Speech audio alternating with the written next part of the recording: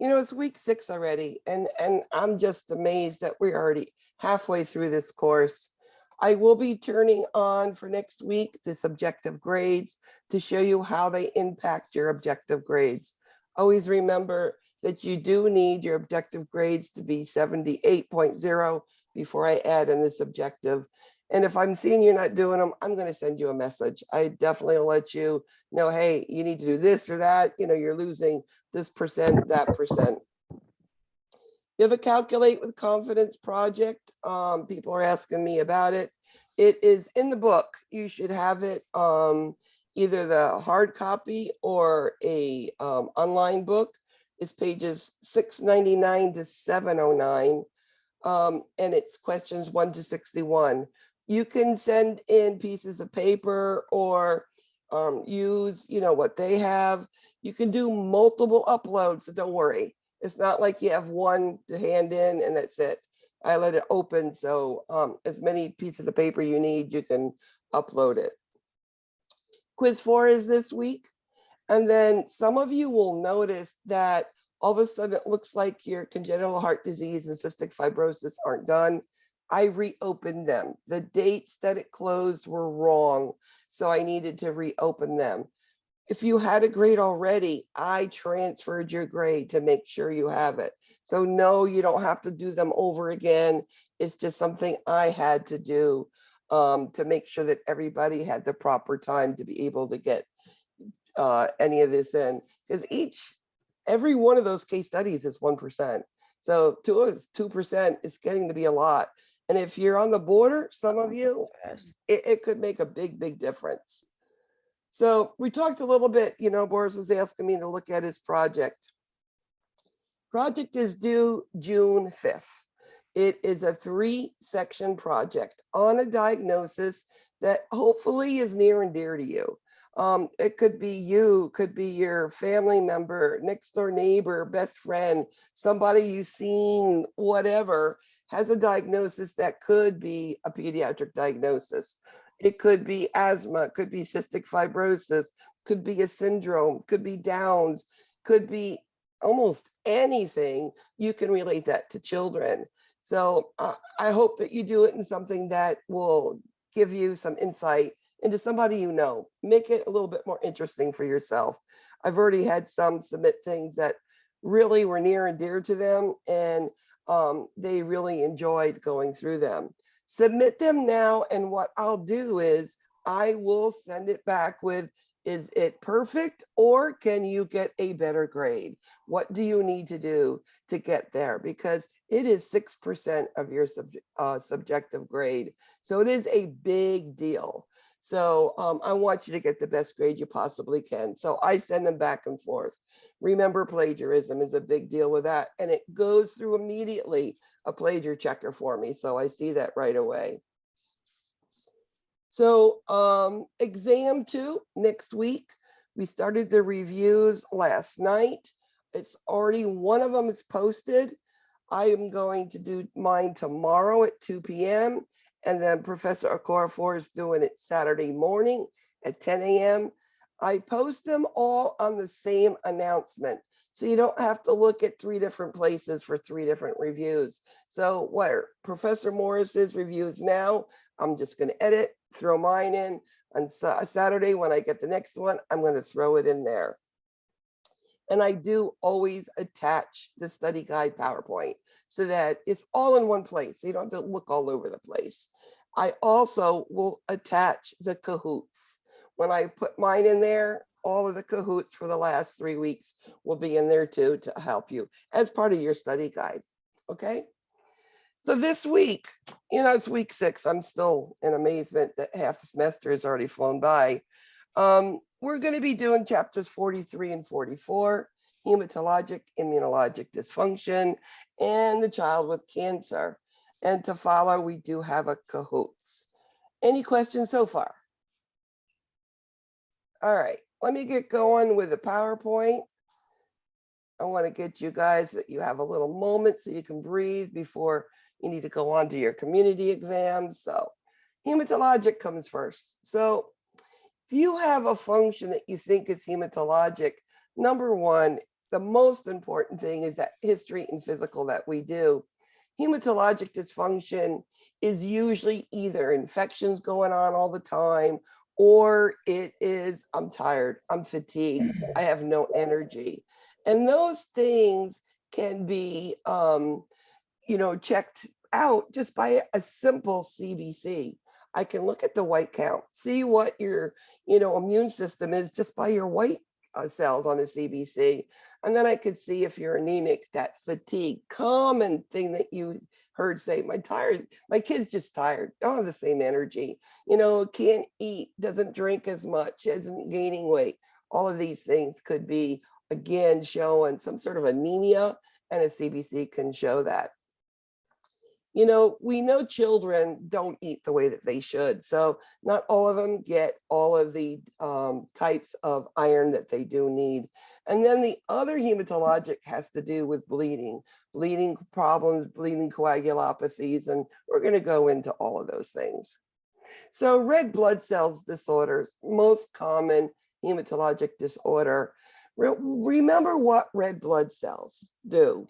So hemoglobin and hematocrit, red blood cells, what do? They carry oxygen and they carry iron.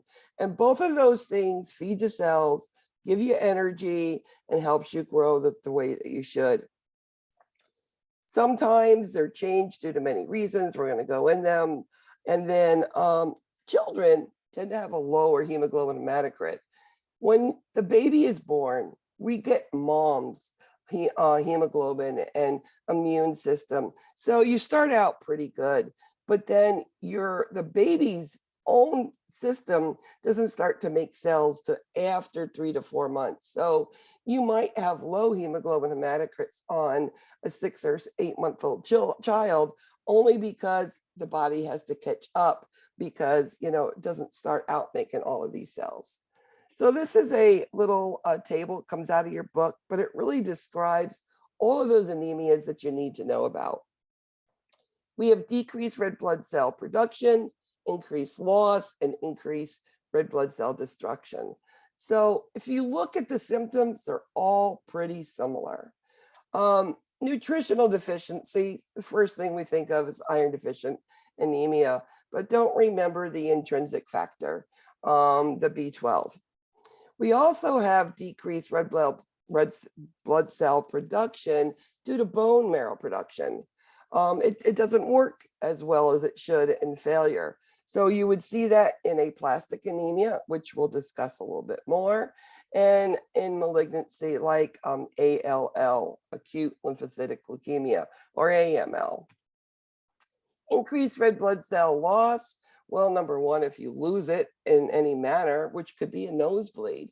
And sometimes it is that epistaxis, that nosebleed, that brings the child into the doctor to be checked, because there's too many nosebleeds that we find out that there is an issue with some bleeding coagulopathy problem.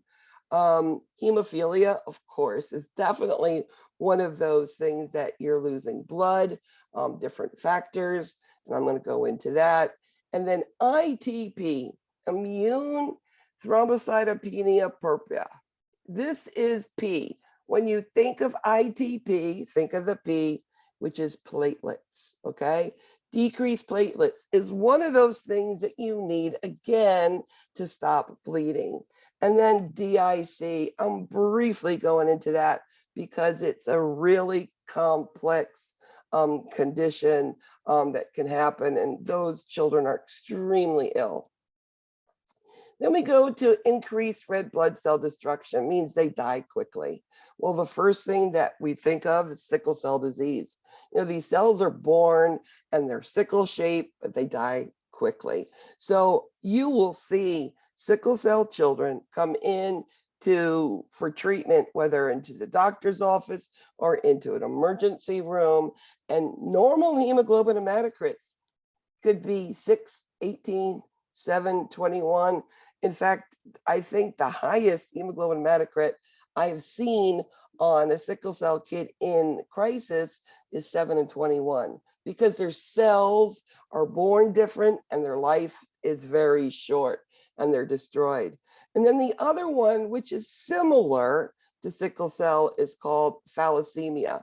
And these are cells that are born in like rectangular shape, square shape. But the problem with thalassemia, they burst.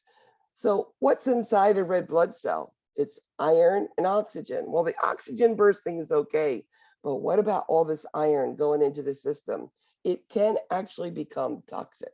So thalassemia will go into two.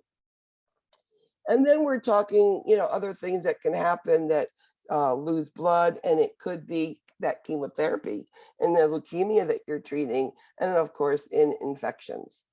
Now, anemia is okay, your hemoglobin hematocrit's low, but there are some consequences for that.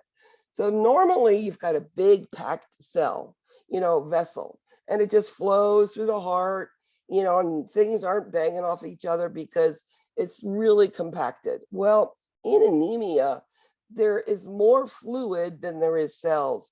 So you're going to hear a murmur. That's one of the key things. If you suspect anemia, maybe just because of the color, listen, heart rate's going to be elevated because the heart's going to try to beat to keep up with that oxygen and iron demand. Also, it's going to be an elevated heart rate. Listen to the heart. You're going to hear that whoosh, whoosh. You're going to hear that murmur going on because of these cells that are banging off of each other. Anemia, the heart is pretty neat organ. It tries to keep up with the oxygen demands, and it increases that heart rate for that. But remember that anemia makes the heart work hard, therefore failure can occur. Now, of course, you'll see cyanosis, and if you're not getting all the oxygen and all the iron you need, the body's going to say, no nutrition, and you're going to see that growth retardation, failure to thrive type thing. So management of that anemia, number one, do your history physical, find out what's going on. And then a simple CBC is going to show you, where are you starting at? Now, we can see a low hemoglobin hematocrit. Just go ahead, give some blood. But why is that low? So we can treat symptoms like crazy. In fact, I always say that physicians treating symptoms like crazy, but why? Why is that happening? Go and find out why that's happening. And then you could correct that, and then you don't need to treat symptoms anymore. We know there's transfusions for some of them. We know it could be just nutrition that can help. So in sickle cell anemia, what we have is a child who has, this decrease in blood volume. And what we're going to do is just give usually fluids. It's usually due to dehydration. Remember, if you start out with a hemoglobin hematocrit of 7 and 21, and you need to give a bolus of fluid to that child, you've diluted that blood even more. So your levels are going to drop even lower. It could go down to 6 or 5 on your hemoglobin. So be aware of that. So because of that, knowing it's going to decrease, place that kid on some oxygen because you want to, maximize the amount of oxygen going to the body, and then don't let them do anything stressful, as in keep them on bed rest, no energy expenditure at all.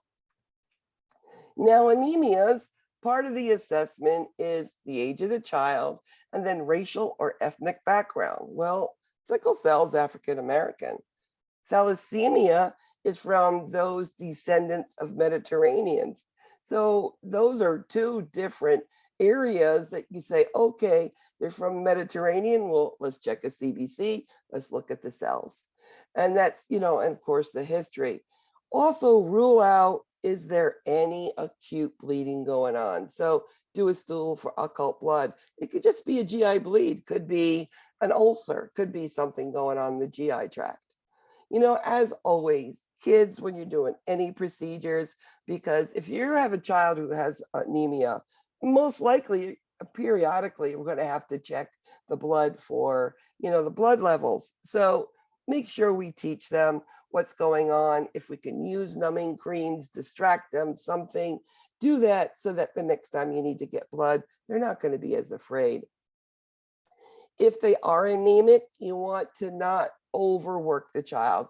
They don't need to be out playing sports and running and, doing too much because their body can't handle it.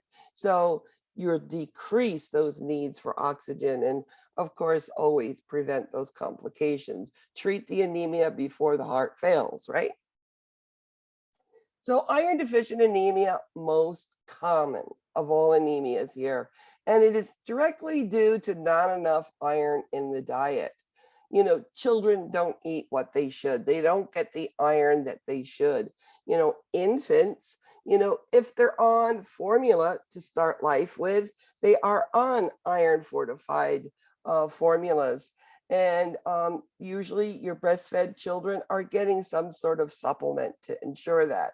Also, by the time they start eating, the first thing we introduce is the cereals, and they are iron fortified cereals.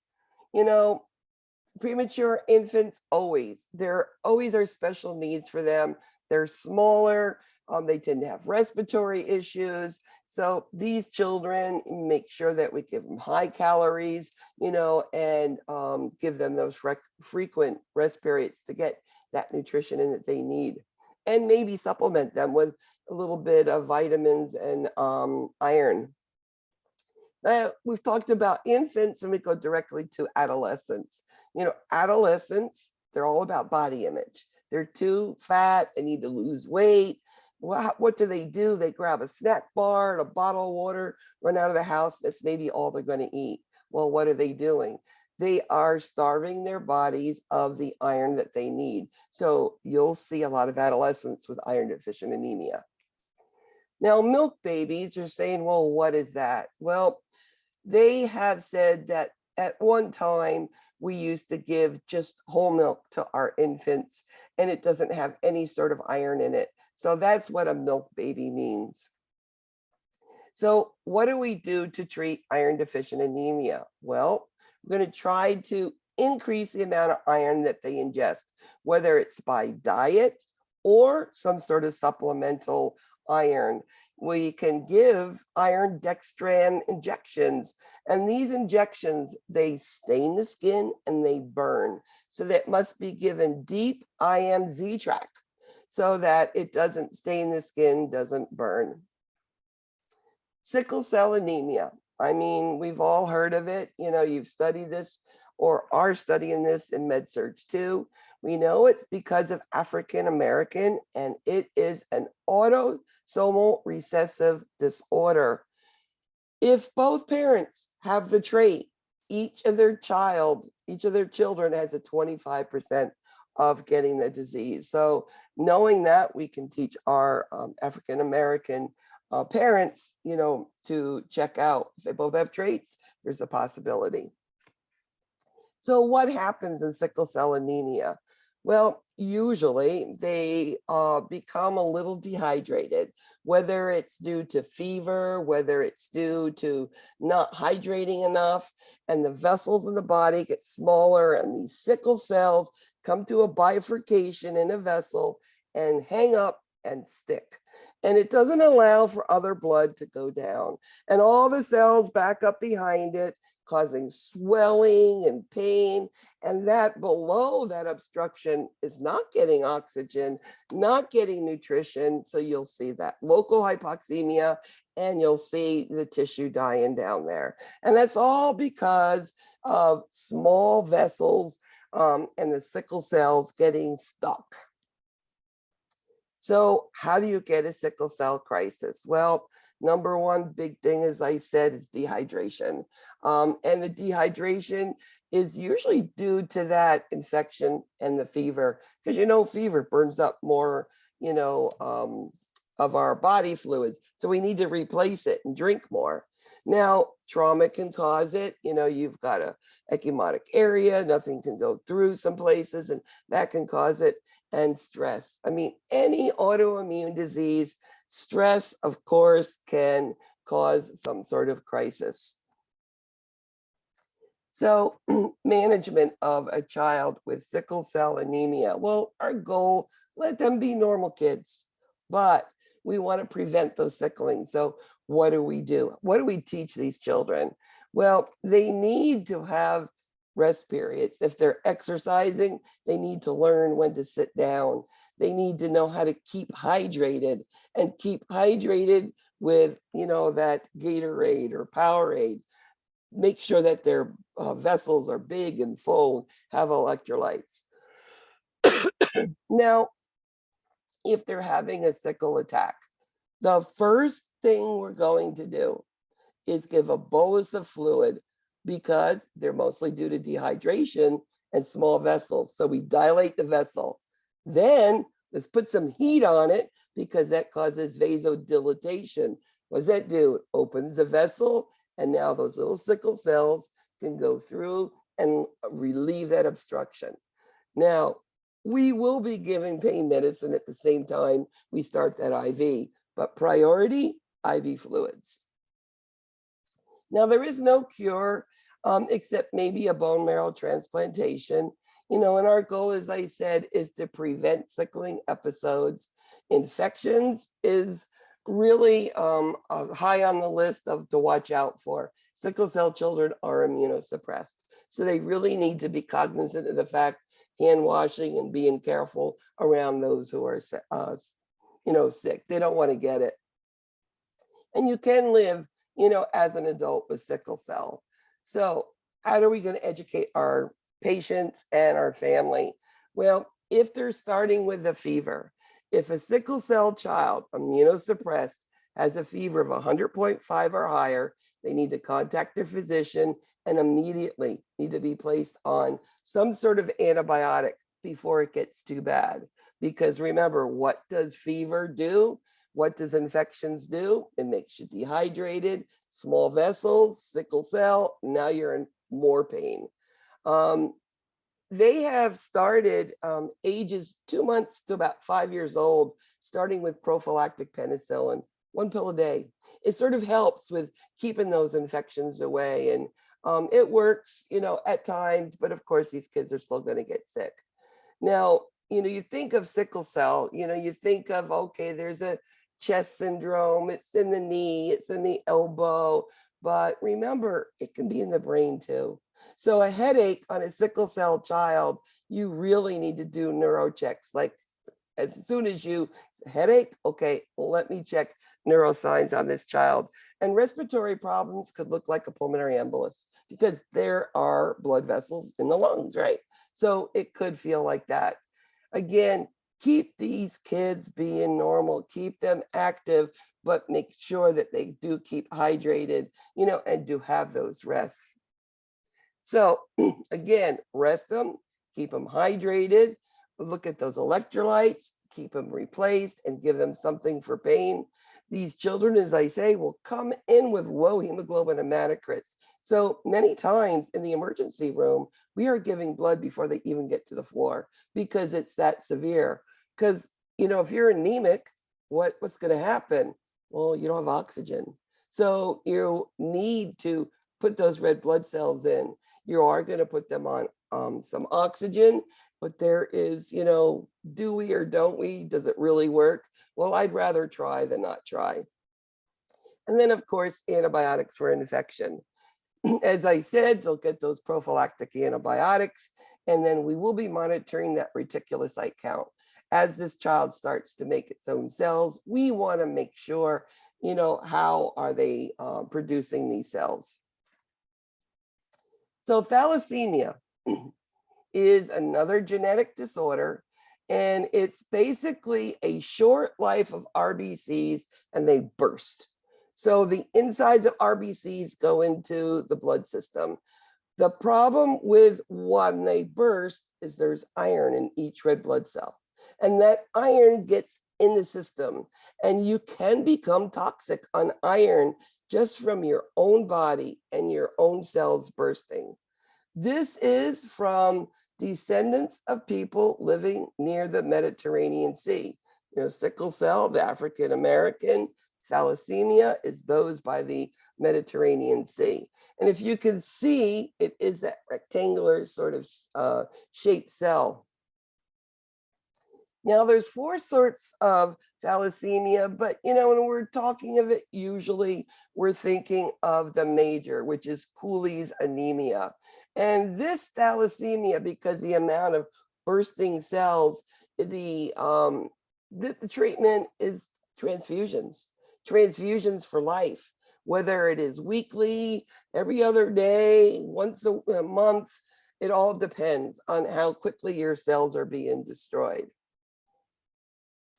So low hemoglobin, low hematocrit, we're giving all of these blood transfusions. So you go low blood transfusion, high blood transfusion, low blood, you're going to see hemoglobin, hematocrit up and down, up and down.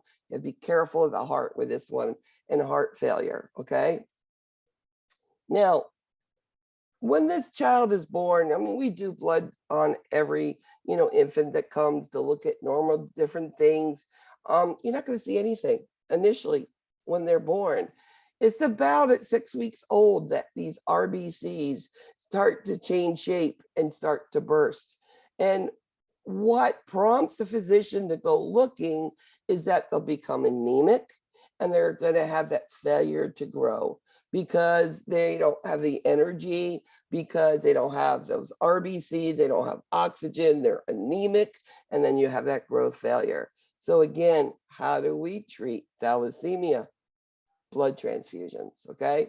Now, you have all that iron that's dispersed in the blood system, so we need to get rid of it. So they're going to be on an iron chelating drug like the Desferal, or they're going to be getting apheresis, which looks like a kidney dialysis machine, but it can just pull off certain parts of the blood and leave the rest there. Prognosis of thalassemia, they can live, into adulthood.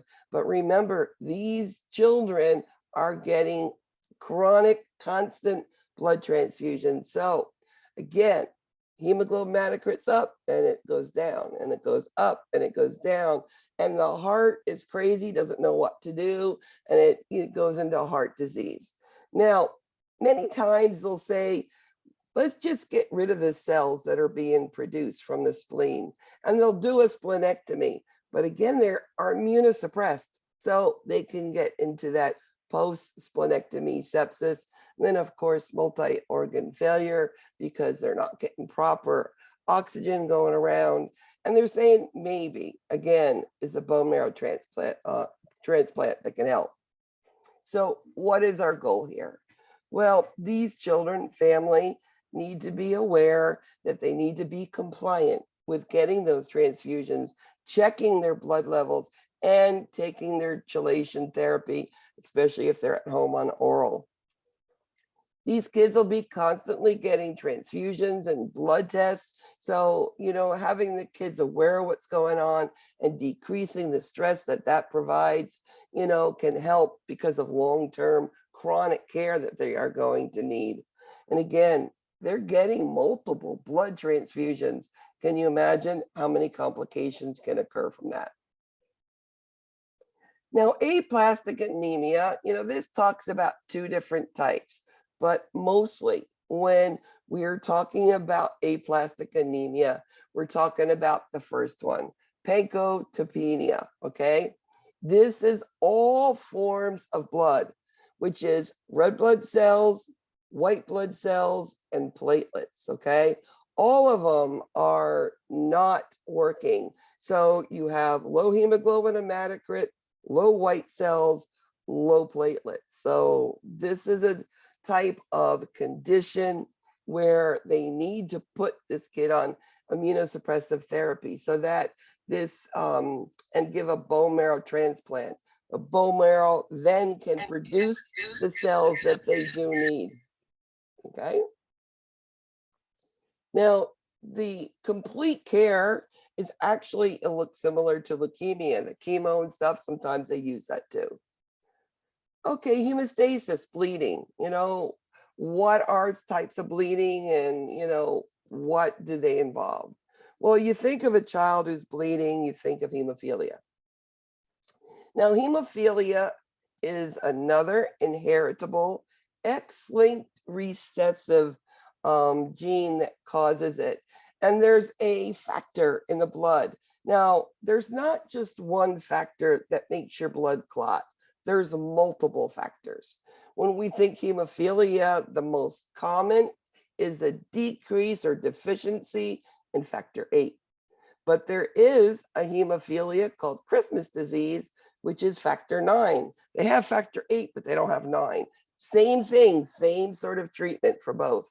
And then a scientist came along named von Willebrand and found a von Willebrand factor. He named it von Willebrand and the factor VIII. So there's two factors missing there. So how do we diagnose these? I mean, sometimes we don't know. Sometimes it's because of the symptoms that are presented. So over prolonged bleeding, you cut, you bleed, and it doesn't stop.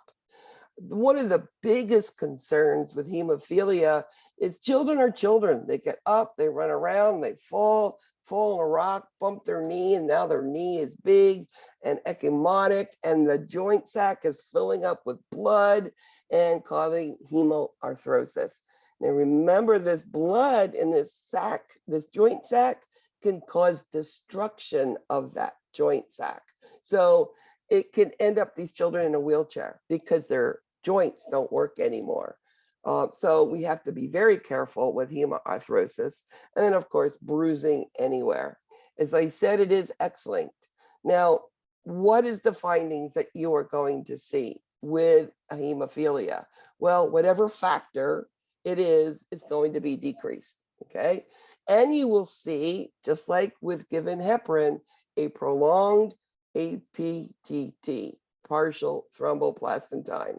So PTT is elevated, okay, and the factor is missing, and that's what you'll see. Every other part of the bleeding is fine. So this kid fell down on a rock, knee is swollen, you know, full of blood. What are we going to do? Well, I had that incident just like that happen to me. 9-year-old boy, and the father came in because they couldn't get a hold of their hematologist, and he wanted to know if he should give it. So the ER physician said yes. Now, I was orienting a new nurse, and it was my patient, and the father and the son wanted to give it themselves, didn't want me to be involved. And I said, okay. I asked the child, and he said, no, my dad's good. And the father's like, I'm very comfortable, I'd prefer. I'm like, okay. I watched him wash his hands, prepare it beautifully. I watched the kid find which vein he wanted and held it, and then it's a butterfly. The kid even held the butterfly in place while the father pushed in that clotting factor. Probably some of the best technique I've ever seen, and I give him an A+, and even my orientee was like, how did he do that? I'm like, that you'll never see again. That was amazing. Now, there are some cases that there's just some desmopressin spray. Desmopressin is the same thing used for diabetes insipidus, okay? Same one, but it's used also for hemophilia, only for the mild ones.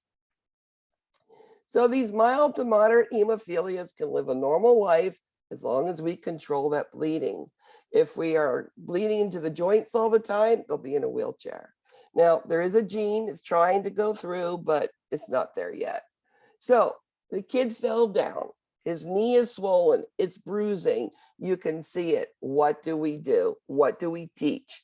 Well, it's that rice. Just like a sprained ankle, you need to immediately have them sit down, ice it to constrict those vessels, compress it with an ACE bandage, just like putting a finger on it to stop the bleeding, and then elevate it just like that. And then of course, giving that home treatment as it's needed.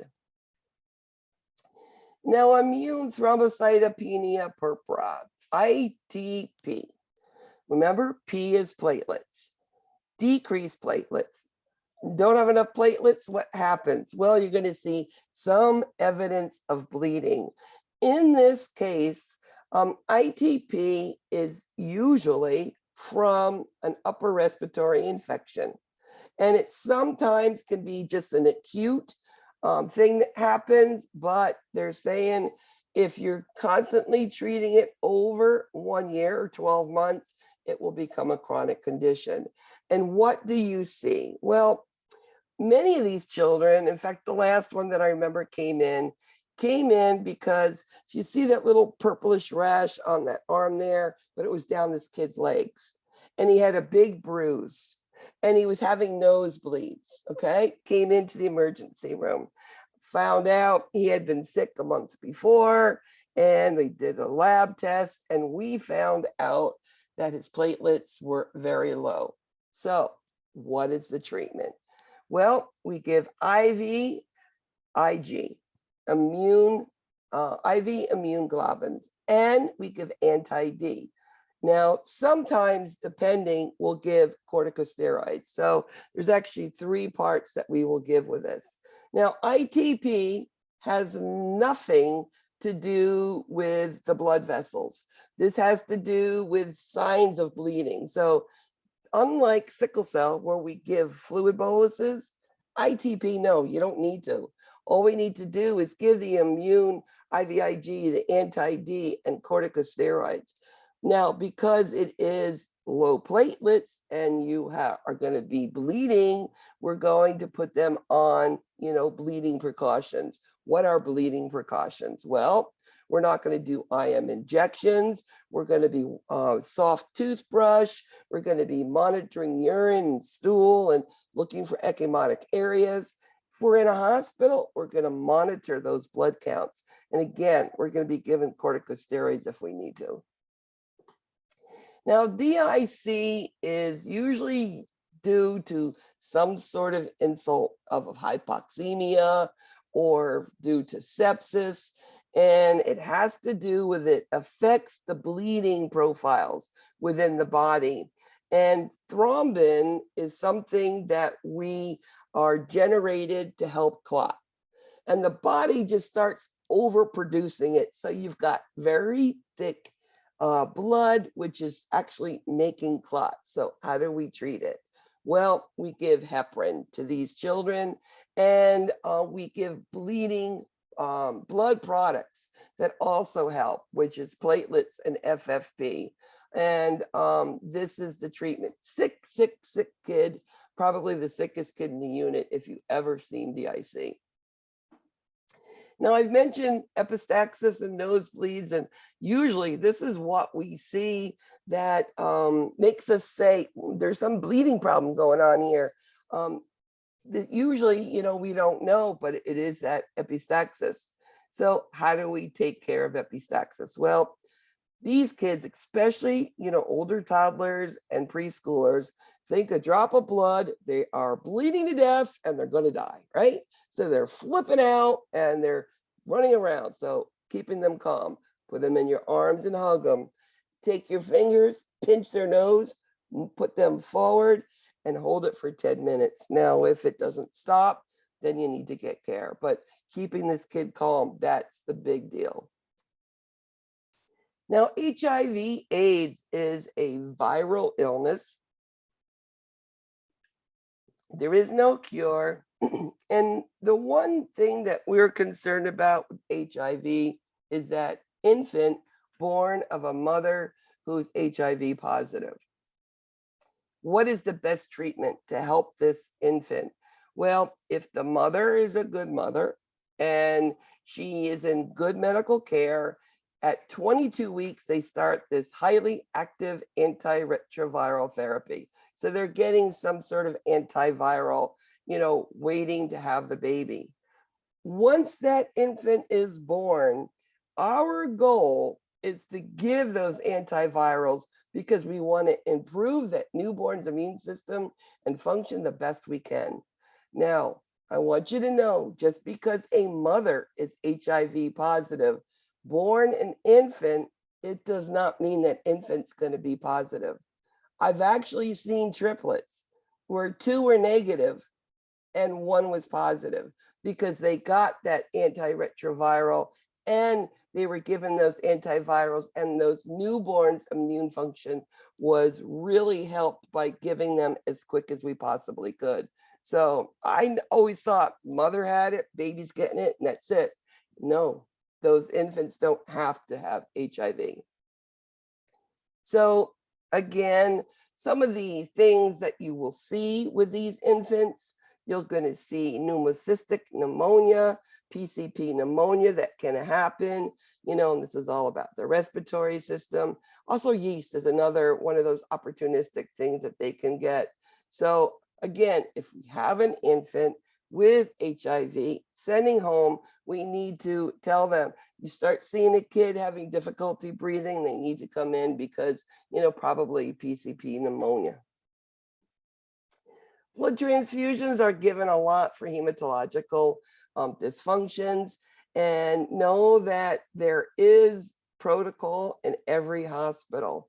So 2 nurses check the blood, give the blood, we check the vital signs before, hang the blood 15 minutes later, and then every hour thereafter. And usually it's a 4-hour from the blood bank up to the floor. You have 4 hours to get it in.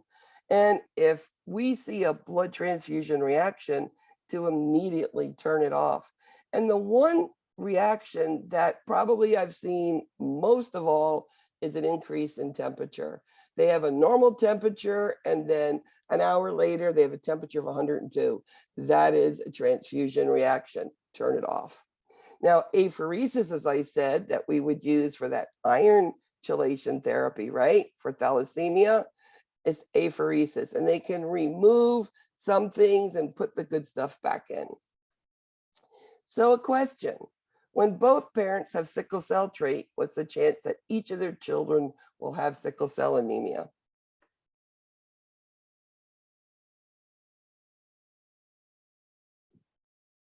Anybody? A. Yes, it is. It's 25%. Yes, thank you. So neoplastic disorders, children, most of the neoplastic disorders in children are from the blood or blood forming organs like lymphoma and leukemias. Now, leukemia is a cancer of the blood. It is more common in boys, peak onset 2 to 5 years old. I know that a parent finding out your child has leukemia at that age is an extremely difficult thing. And, I've actually been involved finding children with leukemia and the parents being told they need to know that today's survivability is so great that they do very well. So to support those parents is so important. So leukemia, what is it? What's the definition? It is an unrestricted proliferation of immature white blood cells in the blood forming tissue, which means you've got white blood cells being made, but they're immature, which means they don't work, which means no immune system. So how do we diagnose leukemia? Well, my next door neighbor, all of a sudden she was really tired, fatigued, not herself. She was having bone pains, pain in her knee, and she was having bruising and looked pale. And her parents brought her to the emergency room, where they found out her white blood cell count was 0.1. So those are basic type of symptoms that you will see there. So they will go and they will find those immature leukocytes in a blood smear. Hemoglobin hematocrit is going to be low on these children too. And they will do a lumbar puncture just to see, is it in the spinal column? And of course, they'll do a bone marrow just to see what's going on and what cells are being affected. So we've determined this kid is chemo. So we need to do these 4 phases of therapy. The one phase, which is the most important of all of these, is that induction therapy. And induction is that first 4 to 6 weeks. And it's 1, 2, 3, whatever, as many chemotherapies that the physician thinks. And our goal at that time is remission. So you're saying 4 to 6 weeks and they're in remission? Yes, but remember, there's always something lingering. somewhere. So they do that intrathecal, and then they do those couple little cells. They'll give a couple more chemos to get rid of that and put them on maintenance to put them into remission. So induction, its goal is remission. So they hit them hard with a lot of chemo. Now, as I said, you know, your bone marrow, your stem cell transplant, these are something that can help cure leukemia. Donors don't have to be family, doesn't even have to be the same blood type, it has nothing to do with all that, which I think is pretty neat. But the best donor actually is a sibling. Now, that's an allogenic. Allogenic is the donor, but the sibling of those donors is best. Now, you can have an umbilical cord blood. It's not as good as sibling, but, you know, many parents opt to save that so that they have it. And that's called autologous. I think auto is like automatically mine, and allogenic is, you know, the siblings. So again, how do we take care of these children? Like, prepare them for everything. You know, once they decide that they have chemo, almost immediately they will be going to the OR and get a port inserted. And it goes underneath the skin so nothing is hanging out. And then they're taught how to numb that area if they need to come in. Remember, leukemia, if they have a fever of 100.5, they need to seek attention. There is no immune system. There's no white blood cells. So they need to get in and get antibiotics IV as soon as they can. So that's why this port is great. And then it's not sticking them every time they come, because they numb the skin, they don't feel it. They feel touch, but they won't feel pain. So some of the complications, infection, no, there's no white count. Hemorrhage, because their, you know, blood is very anemic. And again, nurses, as we're giving chemo, you got to be careful. You know, pediatric oncology, they are paying like $20,000 sign-on bonus for these nurses. Once you have some sort of experience in it, they are really needed even throughout the country. So if you can work with chemotherapy and children and everything that's involved with the cancer, it's actually a great field for nurses. Now, you're going to say, but you can't stand children dying. Remember, it's not that they died, it's what you did for them and the family while they were alive. And that can mean more, because not every kid, not every person is going to live. That's just part of it. So prognosis of leukemia depends on, you know, what did they come in with? What was their white count? Was it 0.1 or was it 0.001? Because was it 10? Was it 100? Okay, that makes a difference. How old was the kid? And was it ALL, acute lymphocytic leukemia, or acute myelolytic leukemia, AML? Now, AML is harder to cure than ALL. So that's that cell that they're talking about. Males and females makes a difference. Females are easier than males. And then what was their blood type? Remember I told you these no white blood cells, hemoglobin hematocrit going to be low, platelets are going to go low. We're going to have to give transfusions. If you don't have the blood that you need because you have a rare type, it'll make a difference. So other cancers. Now, how do we work with cancer? What do we do? Well, we need that trained nurse to do it, to get that great sign-on bonus in the future, right? But it's surgery, it's chemo, it's radiotherapy, and it's just parts of it. And the surgery, most times they'll do the chemo and radiation first, shrink it down, and then they do the surgery to take it out. So signs and symptoms. I mean, I mentioned it with my next door neighbor. Pain, ecchymotic, petechiae, lethargy. I mean, she got in there pretty quick, so she didn't go through the weight loss, but she did have most of the other stuff. Vision changes, I mean, that's on some children, but not a lot of them. Now, when we're doing chemotherapy and given treatment, remember these children have no white count. So we need to monitor for infection. Again, they have any fever, they need to call the physician and get antibiotics. as soon as they possibly can, because they can go into septic shock quick. One of the things that we do monitor is neutrophils, okay? Neutrophils are white blood cells and helps, fight infection. If it is less than 500, these children are susceptible for infection. So as a nurse, what does that mean? That means you're going to wash your hands as best as you can, okay? Just simple hand washing can decrease the amount of infections given to these kids. You will be doing the specimens they need, those antibiotics, and again, preventing infection is priority, washing hands all the time, but especially if their neutrophil counts are low.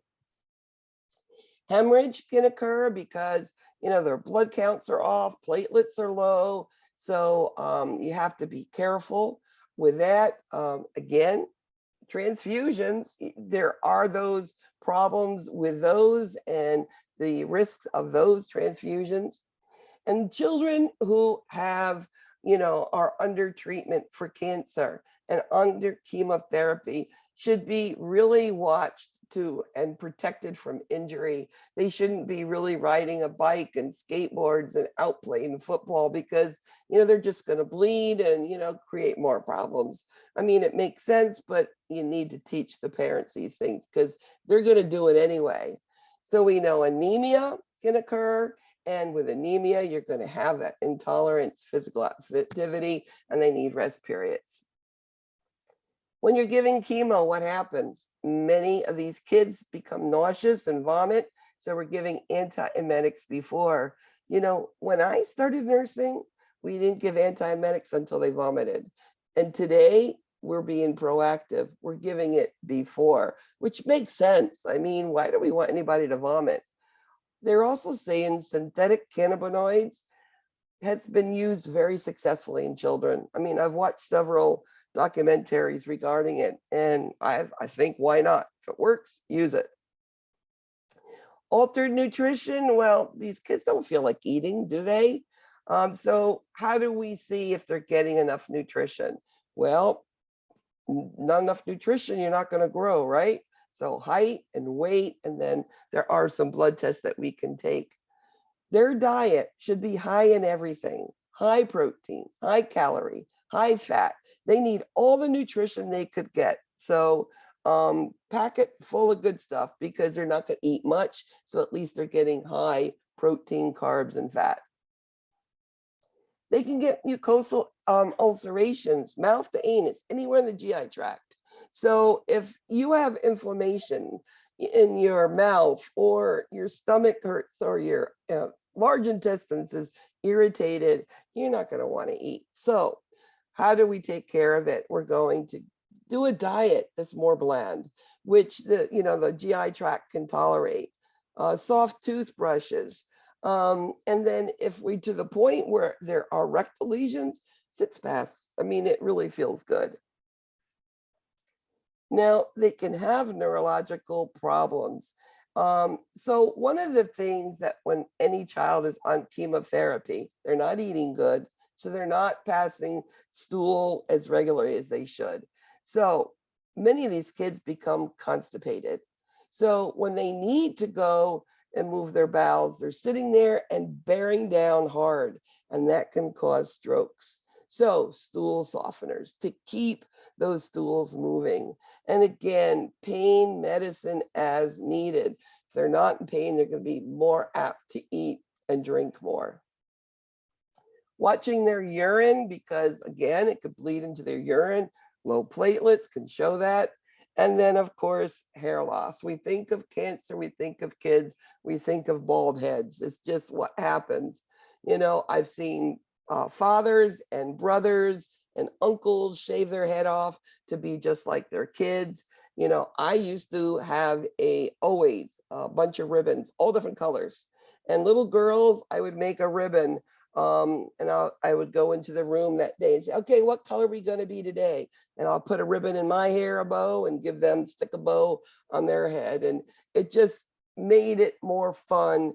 And it took away from worrying about no hair because they had a cute little ribbon in their hair. And they can be on steroids. Remember, steroids in high doses, which they're on, can cause Cushing's appearance. And Cushing's appearance, that big moon face, extra hair. They're going to have to be careful with their salt, monitor sugars, all of these things. All of the side effects of steroids can occur. So preparing kids for procedures, really important. Some of the big ones, yes, they're under sedation, but it doesn't mean that they're not totally aware. So use all of the anesthetic type of numbing agents for the skin, and then use it deeper so that they're not going to remember the pain. They're going to remember touch, but they're not going to remember that it hurt, because they're getting a bone marrow transplant, a bone marrow biopsy. Remember, probably more than one's going to happen. And if they have to get it again and you hurt them the first time, it's going to be horrible. Pain management. Now, pain management is not all just the drugs. It's not just all the morphine. It is also Tylenol and Motrin. They work well with the morphine. But remember, distraction is amazing in children. We had a group of professionals called child life specialists, and they were bachelor, master, and doctorate prepared people that have been taught how to play with children and developmentally appropriate toys for ages, and they come in and play with these kids. And when they're distracted, not thinking about all the pain they're in, they literally do calm down, and it gives them times where they're not in pain. We have lymphomas. It could be those lymph glands full, in the neck and the armpits and the groins, and we have Hodgkins and non-Hodgkins. Now, Hodgkin's lymphoma is lymph nodes usually in the upper chest. You can see it, of course, sometimes in, other organs, but usually it's this big lymph nodes, and you think when you touch it, this kid's gonna go, wow, it hurts. The thing about Hodgkin's lymphoma, it's these big lymph nodes and they don't hurt. They're painless. Painless, those big things, they don't hurt at all.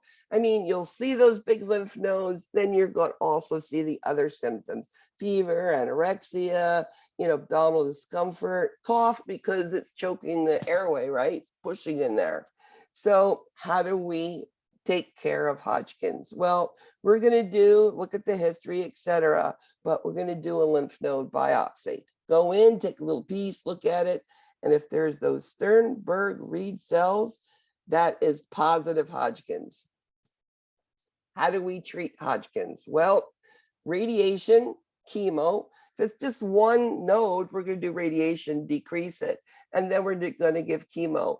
And this is a curable disease. Long-term, excellent, and it really takes care of the cancer, and it does go away. Only problem is the risk for infertility in some of these children. Non-Hodgkin's is more diffuse. It's in the lymph nodes, yes, but it's more diffuse, so you don't see those nodes. So we will see different things that appear on these children. And once we decide, that it is a non-Hodgkin's, we're going to find these nodes. We're going to do a biopsy, look at it, and we will be treating it with a radiation and chemo, same sort of thing. And it, again, is a little bit harder than Hodgkin's, but non-Hodgkin's lymphoma can be cured too. Now, brain tumors. Brain tumors in children, you usually will see a kid who has a headache, but those headaches progressively get worse and worse. Starts out with a little one and it gets worse and more frequent. So their progression of symptoms. Also with the headache, the pressure, you have vomiting. Vomiting has no correlation with feeding. Vomiting, and the vomiting will get more and more. The pressure, and they vomit. How do we treat a brain tumor? Well, Once we get those symptoms, we decide, we do the CAT scan, MRI, we go ahead and we're going to do surgery. Sometimes they're going to do radiation, chemo first and shrink it. And then we're going to go in and take that tumor out. Remember, when you take a piece of the brain out, there's a space left. So knowing how to position these children after surgery is important. And teaching these children, they come usually with a big turban, sometimes tubes hanging out of their head, sometimes monitoring devices, just to let them know, the older kids, so that they know about that. Big thing with these children is fluid regulation. I&O, strict I&O, because if we give too much fluid, these children are going to get increased intracranial pressure, and that can create problems for a child who just had a brain tumor removal. Now, neuroblastoma, you think neuro, you think of brain, but it originates in the abdomen, usually off the kidney. And it is a tumor that grows from one side, and then it goes across the midline, and sometimes could be as big as that belly on that little child. Sometimes it doesn't get that big, but we start seeing exophthalmos and ecchymotic and swelling around the eyes, and that sort of alerts us to it. Now, this is not a common tumor at all. Usually, when we figure out it's a neuroblastoma, it has already metastasized, so outcomes are not great. The other sort of tumor is an osteosarcoma. Osteosarcoma, think of bone, think of adolescents. Many of them are male.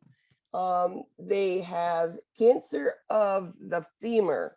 And what they start to complain of is pain in the leg or the knee. They think it's going to go away, but it progressively gets worse and worse.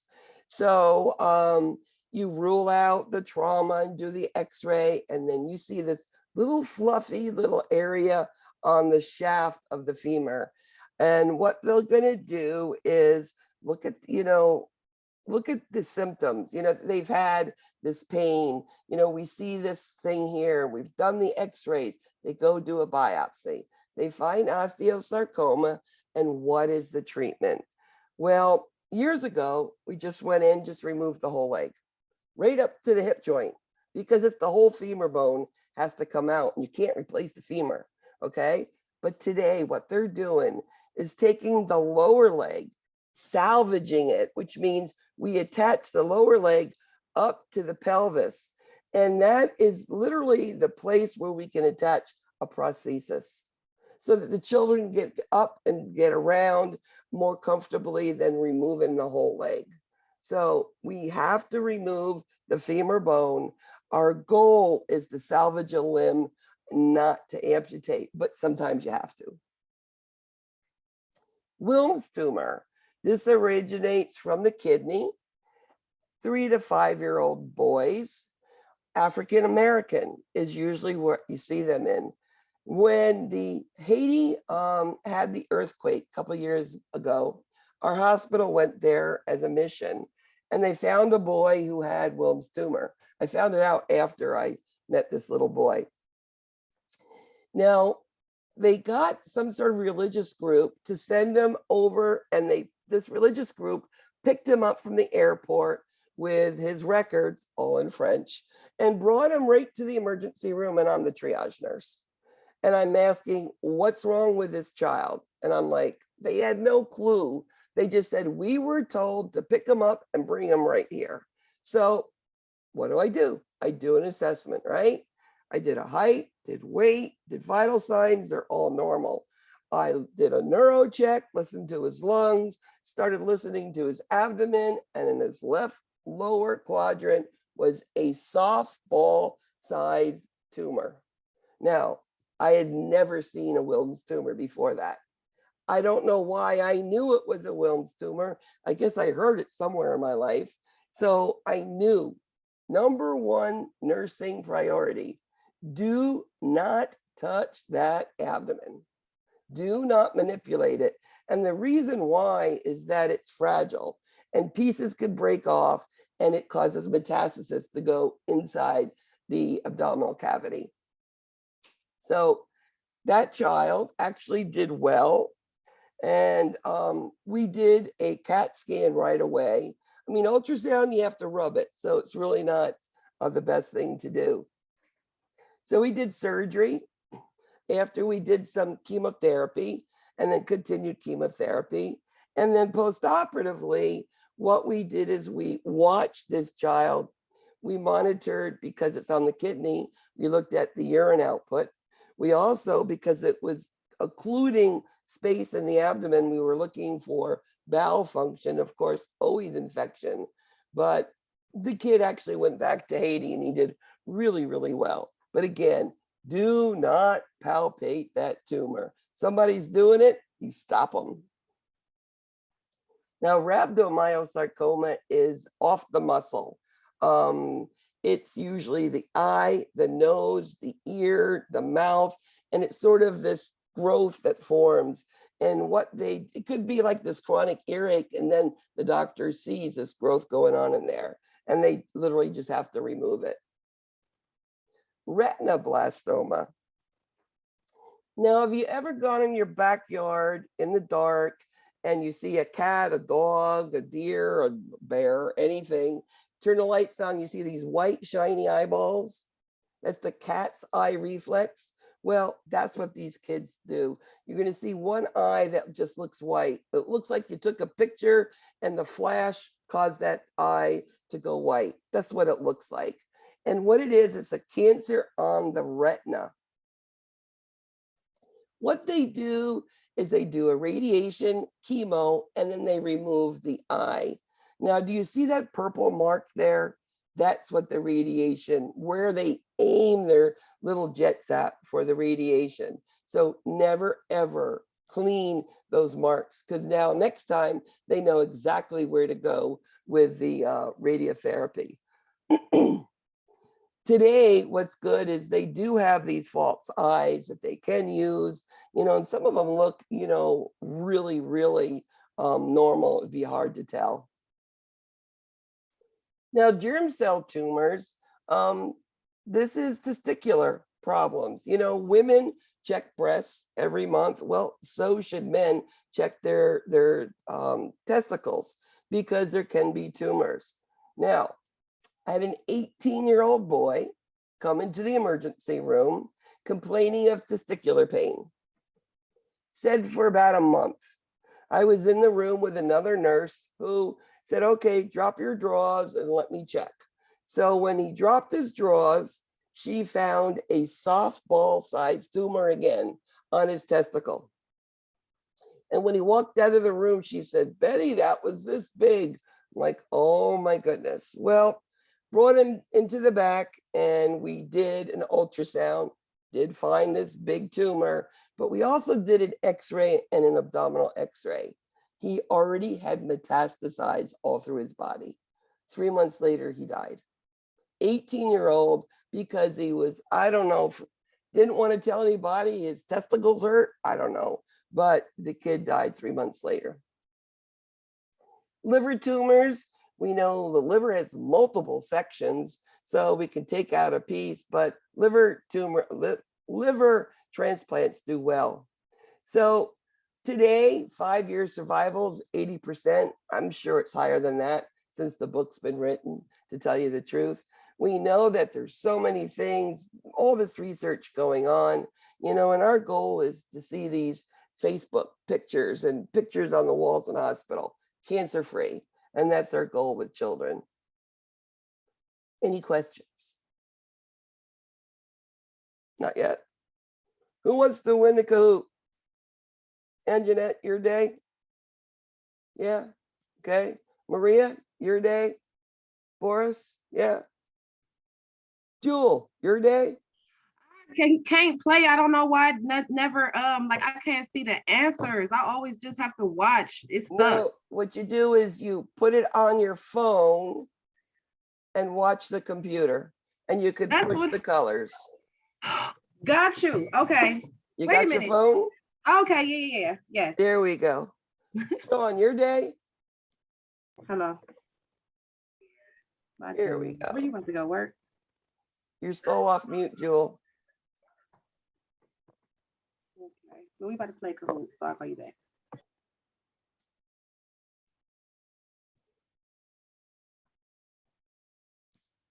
So just enter Kahoot.it. Just enter 610-9335.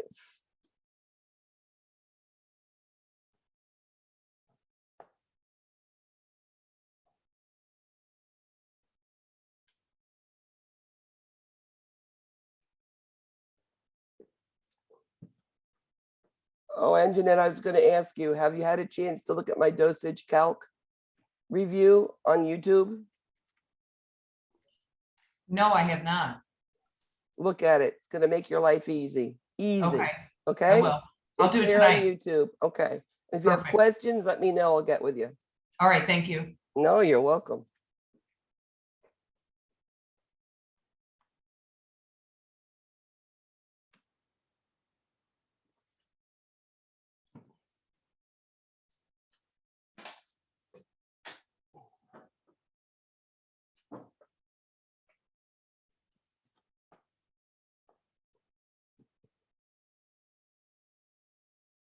All right, we're going to get going because I want you guys to have a moment before you start your exam.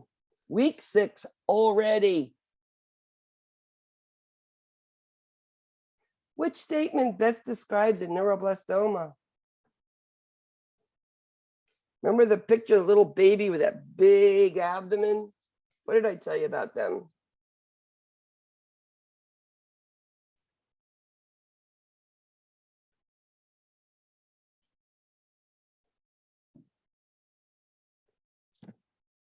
So remember, neuroblastomas, usually by the time they diagnose this, it's already metastasized. It goes from the abdomen up to the head. So usually it's, a pretty hard cure there. What is priority treatment for a newborn of an HIV positive mom? How did I tell you we take these children and make them so that they don't convert to HIV?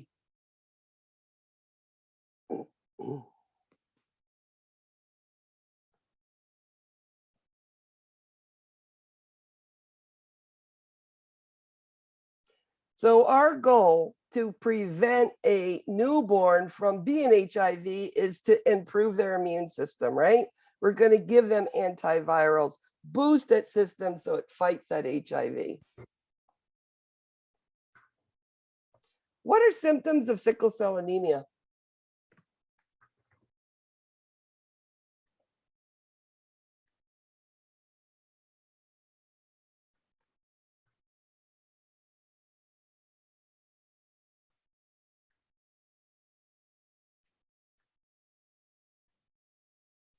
So sickle cell anemia, that hand and foot swelling, it's usually when you see those where they have those crises. Pain, vision could be, and then of course delayed growth because they're not getting the oxygen going around, and it's usually low hemoglobin, hematocrit. Sickle cell anemia affects which cell?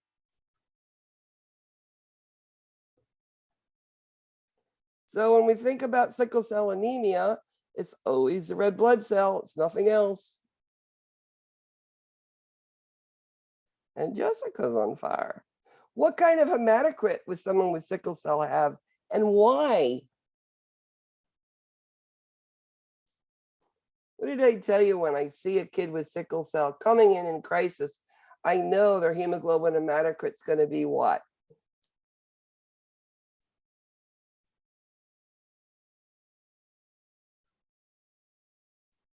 It's going to be lower because they are not producing them. And what happens is they're dying quickly. Sickle cells die quickly. So the hemoglobin hematocrits are always going to be lower. And Jules on fire. What is a treatment for sickle cell anemia?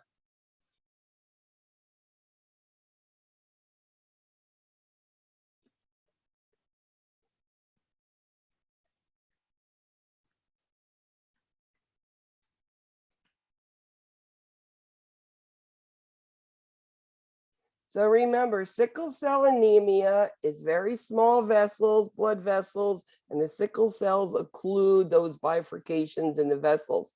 So you want IV fluids to open them up with heat, of course, and then medications, pain medicine, antibiotics, blood transfusion, and then the cure is a bone marrow, hopefully.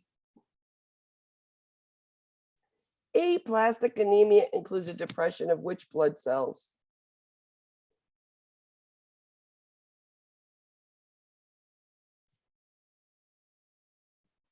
Remember, treatment is very much like leukemia that we do for these children. It's the red blood cells, white blood cells, and platelets. Not too nice. What most common type of anemia is? Iron deficiency anemia, absolutely. What causes pernicious anemia? Pernicious anemia, intrinsic factor.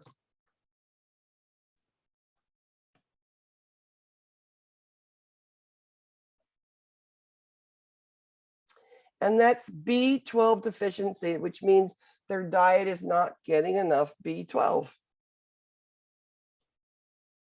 Which symptom is the single most common symptom of anemia? And you can see them all in this picture up here, but what's most common? And that's that fatigue. The fatigue is because no red blood cells, no oxygen, no irons get into the body, and they become tired. When teaching parents about beta thalassemia, the nurse informs that the child is at risk for what? Remember, thalassemia is those rectangular shaped cells which burst, very short life. Treatment is blood transfusions. But what are we concerned about? And that's that iron. Remember, iron is the big deal here. There's iron in there, and then you don't have cells, there's no oxygen. So chronic hypoxia and then iron overload. Chelation therapy these children need. What lab values will you see with hemophilia?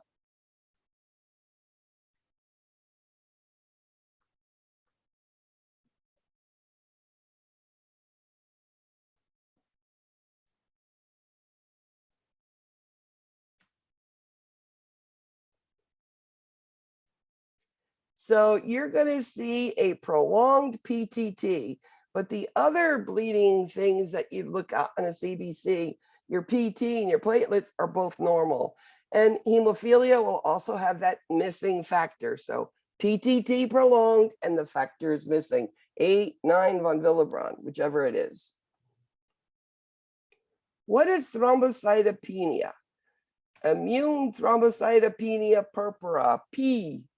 What does P stand for?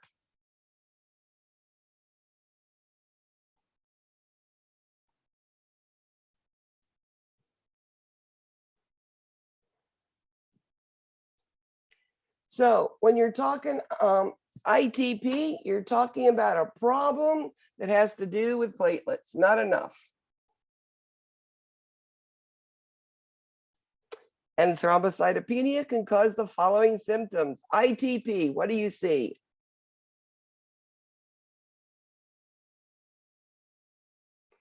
Remember, it's usually following an upper respiratory infection, but it's something bleeding.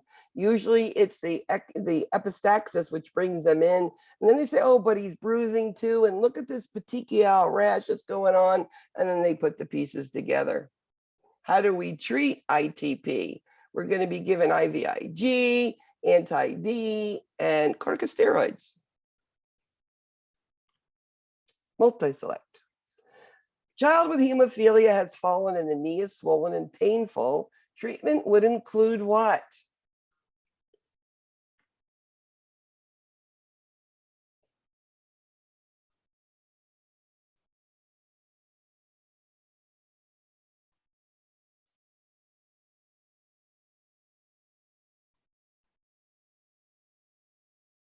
So we're going to elevate it. We're going to cold pack. It's going to be rice. Rest, ice, contain, elevate. Good job.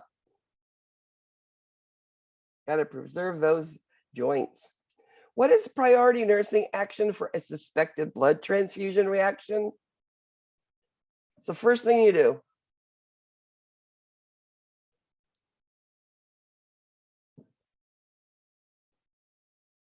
We are going to stop the transfusion, number one. And as I said, the reaction I've seen most common, just an elevated temperature. Look at you, Ange, you're on fire on top. A child is admitted with neutropenia. What nursing action takes priority? What is neutropenia? What do you need to be worried about?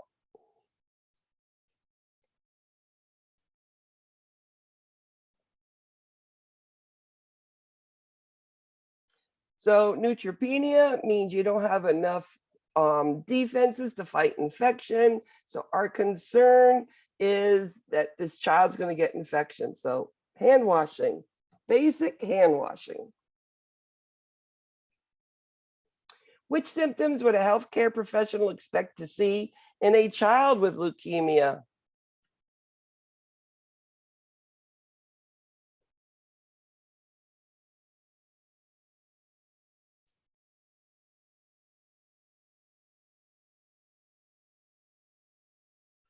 So bruising, fatigue, bone pain, yes.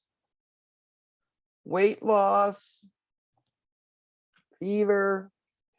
Your child has ALL, has a recent lab results, and the platelet count is 10,000. What are you going to do? What's your nursing action? ALL, leukemia, acute lymphocytic leukemia. Platelets are 10,000. What does that mean?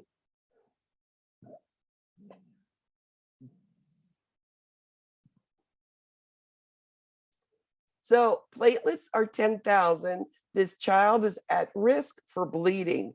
So you're going to put them on bleeding precautions. Well, what is bleeding precautions? No IM injections. You're going to be monitoring for bleeding, soft toothbrushes. You're going to be monitoring that CBC on that child.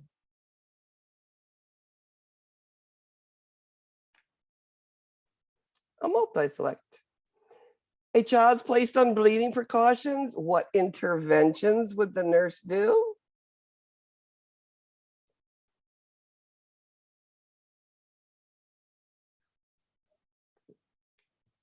ITP, what are we gonna do?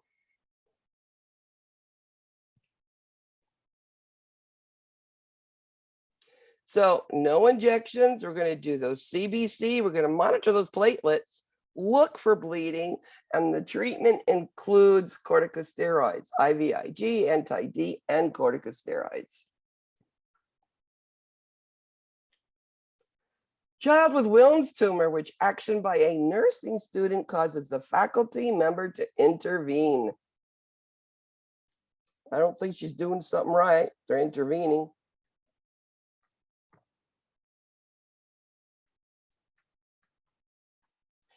And when you have a Wilms tumor, remember, you cannot palpate that abdomen. It will cause that little tumor to break off and metastasize. And we don't want to do that. Jewel and Ange are at a fight. Cancer of the body's blood-forming tissues, including the bone marrow, is called?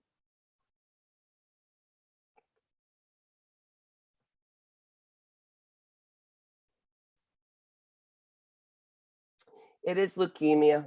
Blood, when you think blood, think leukemia. All of the following are true concerning a neuroblastoma except.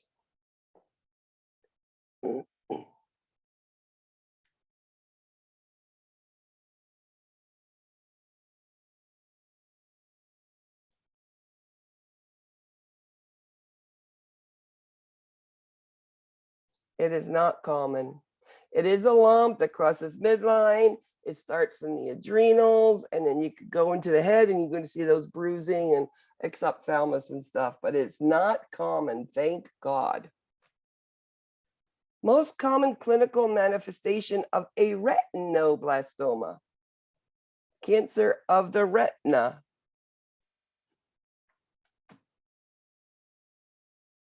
That cat's eye reflex, yes, very good. A goal of surgery for a child with an osteosarcoma is. Remember, osteosarcoma is cancer of a bone, and it's the femur. So what is our goal? And that is to save that limb, okay? Yes, we need to remove that tumor, that's for sure. The femur has to come out, but what they do is take the lower leg and attach it up into the hip, and it salvages a limb, so we can have it there, so we can use it for a prosthesis, and it works well. Immunizations causes autism. Yes, no, maybe so. Absolutely not. It was a research article that came out, and that physician today does no longer have a license. A child's complaining about skin markings for radiation therapy should be told, what about those skin markings?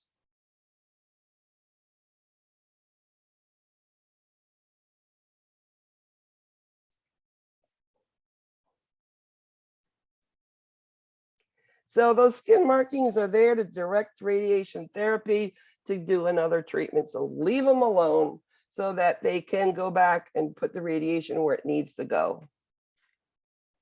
A multi-select. Nursing care of a patient with immune thrombocytopenia purpura, ITP. What are we going to do?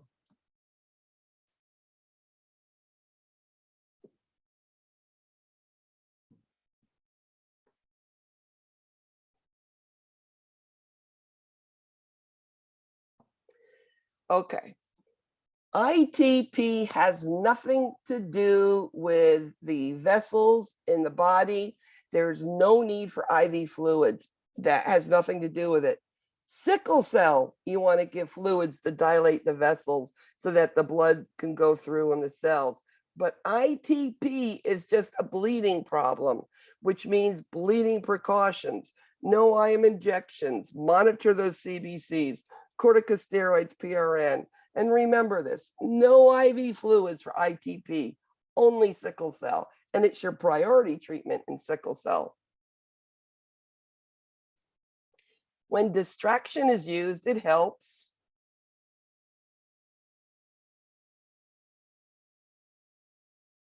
I think my favorite distraction is music and dancing with kids.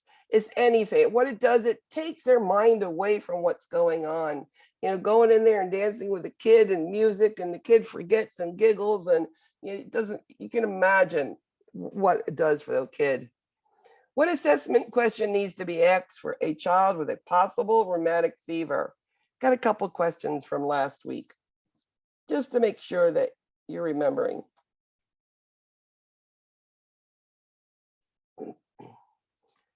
Rheumatic fever is due to an under or not treated strep throat infection. So if they've had a sore throat, that's why rheumatic fever, and then they will go look for it. Signs and symptoms of asthma.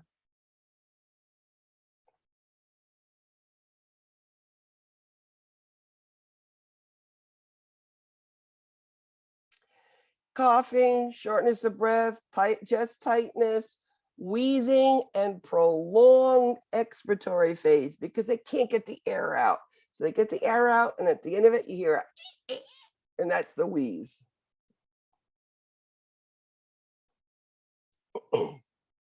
A multi-select. Absolute contraindication for nasal tracheal suctioning include which of the following?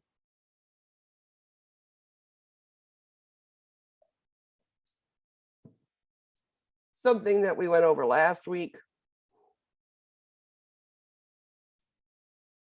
When you have a child who has a condition that is already swollen, oral pharynx, you don't want to go in there. And the two that we're concerned about, epiglottitis and croup. The other ones, it doesn't make as much difference. Croup and epiglottitis are the two big ones because it is already swelling. Iron dextran is given via which route? Iron deficient anemia sometimes requires iron injection because maybe the kid doesn't like iron, doesn't want to take the iron supplement by mouth, so we give an injection. Remember, it causes staining of the skin and it burns. Put it Z-track, you pull the skin back, you put it in, pull it out, and I call it the lock and load so that it can't come up. Z-track, and it locks it in. You know, my first injection I ever gave as a student nurse was a Z-track with iron. Talk about being nervous, and I was, and it was a young woman. What cancer may present with painless, firm, and enlarged cervical nodes? From everything up on the top. Keyword here is painless. And that is Hodgkin's lymphoma. Very good. Thalassemia major is treated primarily with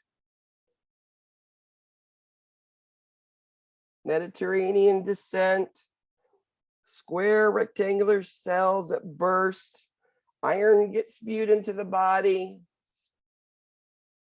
and we treat it only blood transfusions, and then maybe a splenectomy, but blood transfusions. I'll multi-select. What are opportunistic infections of HIV?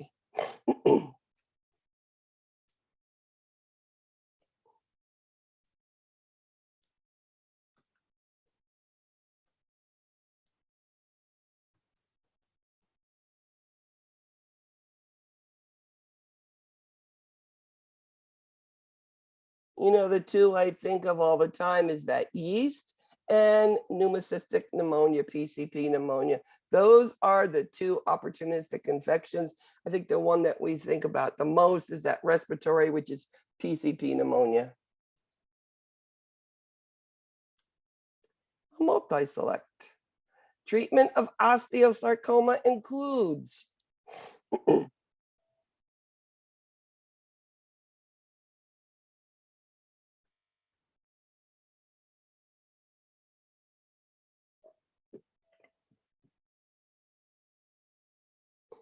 so stem cell transplant, no, we need to just remove the femur bone, whether it is through amputation or preferably salvaging the limb. That's our goal, is that. And then of course, chemotherapy. Who are the best donors for a bone marrow transplantation?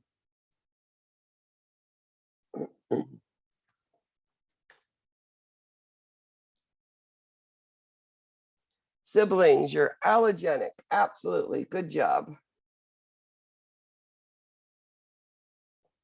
What is the most common opportunistic infection for children with HIV?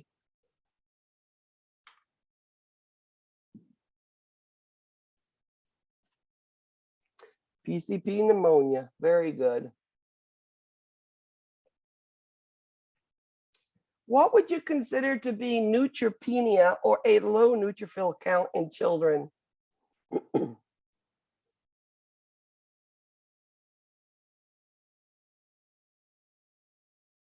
it's less than 500.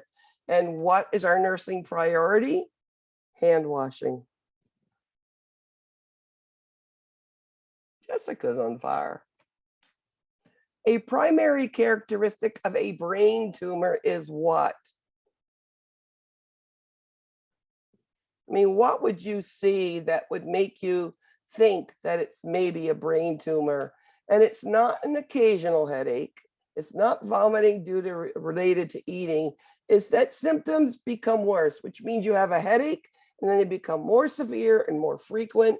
And your vomiting has nothing to do when you eat, and you become vomiting more and more as the pressure becomes higher and higher in the head from that brain tumor. And last question. A child is receiving the induction of chemotherapy. What does this mean?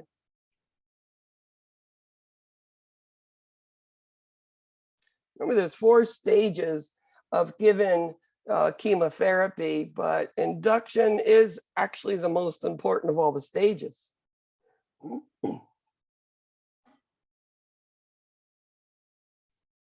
Because it is that initial chemo of 2 or 3 or how many, first 4 to 6 weeks, and we're going to be going to remission. And then the rest is just to get rid of all those little whatever's left, and then prophylactically to put them on when they're in remission. Good job, guys. Number 3, Jewel. Jewel got to play. Good job. Number 2, Ange, look at you. Whoop, whoop, whoop. Number 1, Jessica. Good job, Jess. What I'd like you to do is Ray and hello also. Sign your attendance attestations and get those done. I will be turning on your subjective grades, by Sunday, Monday, to let you know what that's going on. Try to come in a little bit early next week for me so that I can get you all set up and get you out on time. And we will be having class after the exam. I'm going to do a Kahoots. So thank you, everybody. Good luck on community tonight. Go grab something to eat, something to drink, wash your face, do what you got to do. I have a question.